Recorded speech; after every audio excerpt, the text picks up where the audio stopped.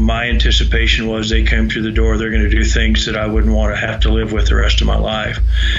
So at that point, I handed my son, Cameron, a machete. He was about 13 years old, and I took another one, and we waited for him.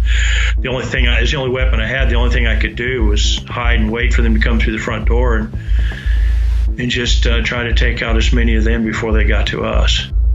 On today's podcast, we're going to talk about the 25th anniversary of the Rwandan Genocide, and we're going to meet a man who knows what it's like to look his 13-year-old son in the eye and say, "Son, we're not going to survive the night." All that's coming up on today's Hot Zone. This is the Hot Zone. Engaging with the news in a whole new way, international war correspondent Chuck Holton brings insight into areas of crisis and lets you help those affected. So I've got my good friend Shayne Russell on with us. Shayne, I first met, I think, at Master's Mission, wasn't it? No, actually, we met in Ethiopia. Oh, that's right. Yeah, we went on that trip to Ethiopia, and then I came to Master's Mission, I guess, and then later on we went to Kenya and visited you guys. Correct. Yeah. Man, we've been around a little bit, haven't we? Good times, yeah. Yeah, they are. The reason I wanted to have you on today is because it's 25th anniversary of the Rwandan Genocide, and I know that you were deeply involved in that. Why don't you just start by telling me your story about how you were involved in it and what happened? Well, our family, we were missionaries in Goma, Zaire, which was on the border of Rwanda, Gisenyi, Rwanda. We're working in a mission station there that was training evangelists and pastors throughout Congo at that time and in the early 1990s. And we ended up being in Kigali when the genocide started, really by chance, I guess you'd say. But our youngest daughter, Kaylin, was had gotten sick, and it was getting worse and worse. So we ran her to the Kigali hospital. One of the local doctors in Gisenyi said she had appendicitis. So we had a decision to make. We either take a 4-hour flight to a mission hospital or a 4-hour drive to Kigali, Rwanda. We decided to do the latter just so we'd have control of the vehicle and be involved. So we did that. It was actually 1 week before the genocide kicked off, and she had emergency appendectomy. We stayed in town as she was recovering, and she got out of the hospital the day before the genocide on Tuesday, April the 5th, and was doing better, but still recuperating from appendectomy. But our plans were to stay in Kigali until the 7th of April and to drive back to our home in Gisenyi. But obviously our events changed, our schedule changed the night of the 6th. We were at the American Club actually in Kigali, Rwanda. Our daughter, after getting out of the hospital, all she wanted to do is get a hamburger from the American Club. So we took her there to do that, and we were staying there watching a movie and relaxing at the American Club, and someone called and said they were shooting in town. They recommended everyone go back to where they're staying. And so we jumped in our truck and went back to the guest house in which we were staying just outside of Kigali. Went to bed. I mean, to hear gunfire in that part of the world wasn't that abnormal, so we didn't really even think about it. Went to bed, and my wife woke me up. I'm a sound sleeper. She woke me up about, I guess it was about 2 or 3 in the morning. She said, "There's something going on outside. There's gunfire and explosions." And so we woke up and found ourselves in the midst of it. Didn't know what was happening at first until some of the security guards in the compound at the guest house said that there's the president's plane had been shot down during the night, and there was a lot of killing going on. We were in that for about 3 days. It was on Saturday before the U.S. Embassy was able to get us out. And we were able to get out by going in convoy down to Bujumbura, Burundi. And I think about 34 other vehicles. We tied pillowcases and sheets to our aerial antennas to signify that we were in the convoy.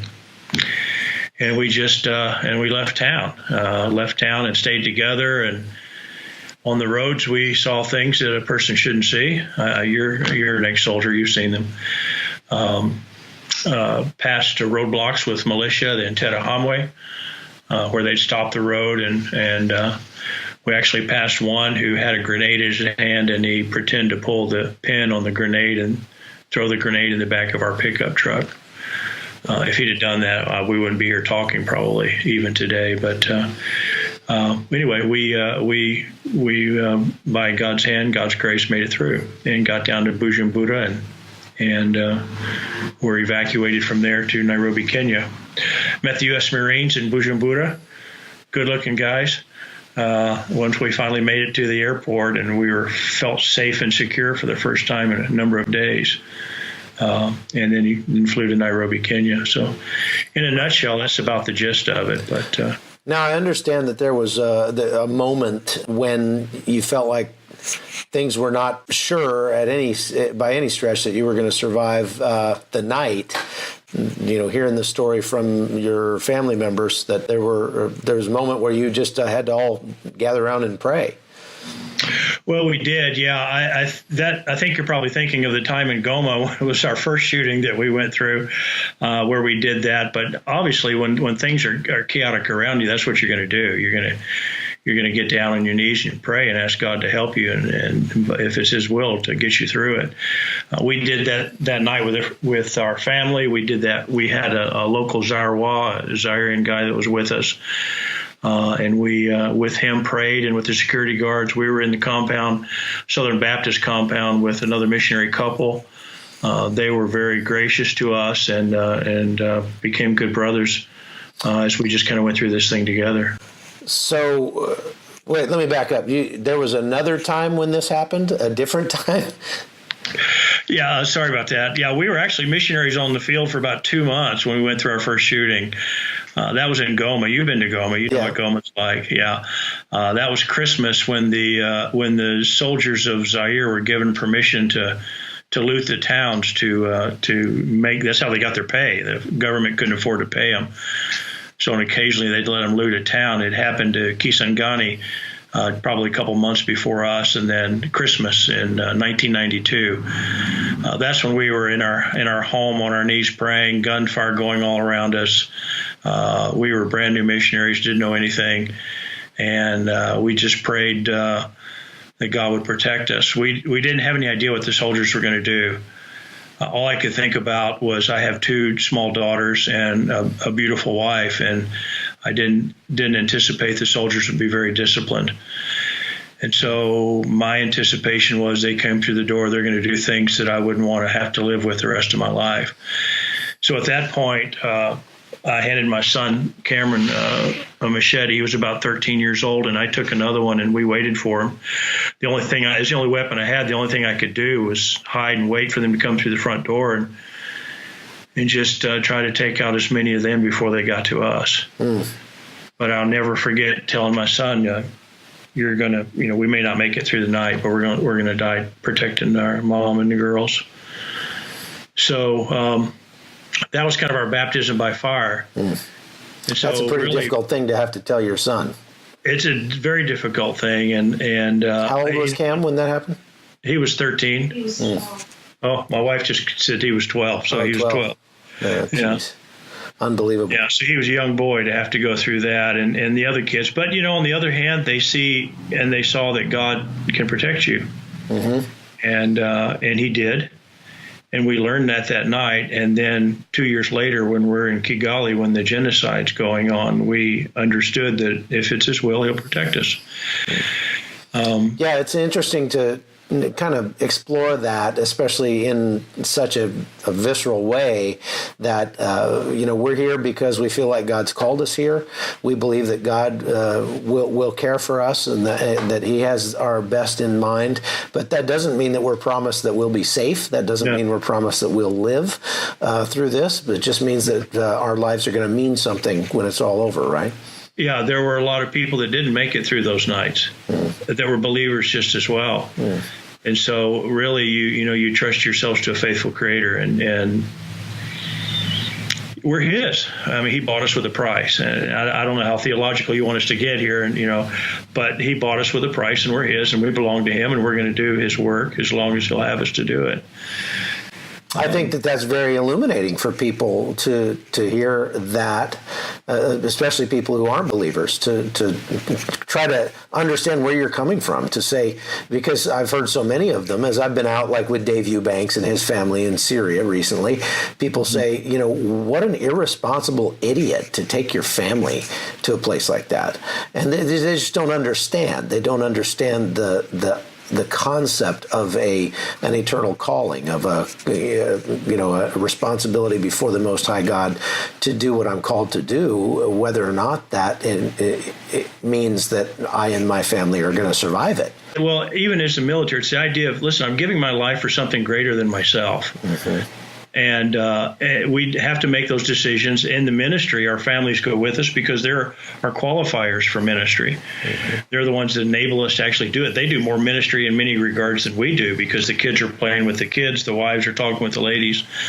And so the family unit is crucial. It is. Yeah. And probably the most powerful part of that kind of ministry, when you go to places like that, many of those families have never seen a functional family. They've never seen a family where the husband honors his wife and where the wife honors her husband, where the children obey their parents. And to do life with them, it's one thing for you to go and to flap your gums at them and try to tell them about this loving God, but to display it in the form of your family and to live with them and to let them see you go through sickness and appendicitis and difficulties and face danger is probably the most powerful thing that you can do. As they say, you should, as a Christian, preach the gospel always and sometimes use words. Yeah. And so I think it's instructive for people to hear that, whether or not they're believers. Now, let's go back to the genocide in Rwanda. Mm-hmm. From a political standpoint, my understanding is that the reason that we didn't intervene as Americans is because Bill Clinton felt like politically it was unfeasible because only several months before that had been the Black Hawk Down incident in Somalia, and nobody wanted to get into another situation like that. However, I saw a talk he gave several years later where somebody asked him about it, and he said, that's something that I live with every day because I feel like if we had gone in there, we probably could have saved half of the people who died. That's 400,000 lives. Yeah. What do you feel about that? You were there and you were in the midst of it. How do you feel about the way that politics kind of contributed to it? I don't know all the inner workings of what happened. I know that the issue in Somalia was near, and it was around the same time. The only thing I know from my experience is when we were sitting in that Southern Baptist compound for those 3 days, from Wednesday night till Saturday, just beyond us, above on the rooftop of a hotel, there was some UN soldiers that had perfect aim of sight. To be able to do whatever they knew. The UN were already there. They were up and down the streets of Kigali. They could have, I believe they could have stopped it before it got started. The documentaries that I've seen since say the same thing. Yeah. That if they would have just gotten involved, then it never would have become an issue, but it didn't. I think later on we had the same problem in Congo. Well, in fact, I was in Congo 3 years ago, and you see the UN up and down the streets, but nothing's really being done. Right. Which is unfortunate. Yeah, it is. So often they're sort of toothless tigers. I mean, they come in there, and even if they have weapons, they're not allowed to use them, and people know it. I've seen that all over the world. In Haiti, after the earthquake, there were armed troops everywhere, but the people basically said, "I dare you to shoot us, but for taking this aid," and they just swarmed in there and just stole all the aid because they knew the troops wouldn't. They're not going to do anything. Back it up. And in fact, I just watched the documentary from PBS about the Rwandan genocide, and they interviewed the UN commander on the ground there, and he said that he had intel about where they were marshaling their troops and their munitions and weapons and stuff, planning to do this genocide, and he had an operation planned to go in and take out that arms depot. That would have put a stop to it right there. But he was specifically denied permission to do that operation by Kofi Annan, who didn't want to, upset the apple cart kind of thing. Yeah. Well, seeing the things that you saw, what kind of feeling does it leave you with 25 years later? It's amazing to me how when we begin talking about it, it still brings up emotions, even tears. I'm pastoring now. I was preaching in church on Sunday morning, and just even brought to their attention that it was the same weekend 25 years ago, and just expressing that to them, tears welled up in my eyes as I think back. I think it's had long-lasting results on my family. I don't think I understood that as a younger man, especially with the children, as to what they saw and how they had to handle it and go through it. Mm-hmm. I think if I could do things over again, I've been more in tune with their needs. Yeah. I think, as we talked about, you see the sovereignty of God, the hand of God in it, that he takes us through those things, and we trust him in that. But they still have an effect on our lives. We still, I'm not the same person I was before I went to Africa as a missionary. Mm-hmm. It's just different. Do you miss being in Africa? I do. In fact, as this weekend approached, and I was even thinking about Rwanda, my thoughts of Rwanda are good thoughts. They're not my initial thought. When the word Rwanda comes, I don't think of the genocide. I think of the good things that we saw and the lifestyle that we had and the ministry that we did there. It's a beautiful country. Yeah, it is. It's a secure country now from everything I hear. I was there 3 years ago, and the police are doing a great job. And the security is really good. So, yeah, I miss it a lot. Yeah. I miss Kenya as well. Yeah, for sure. Well, maybe we can go back sometime. It'd be fun to go do that Ethiopia trip again. That was a good time. It was a good time. Yeah.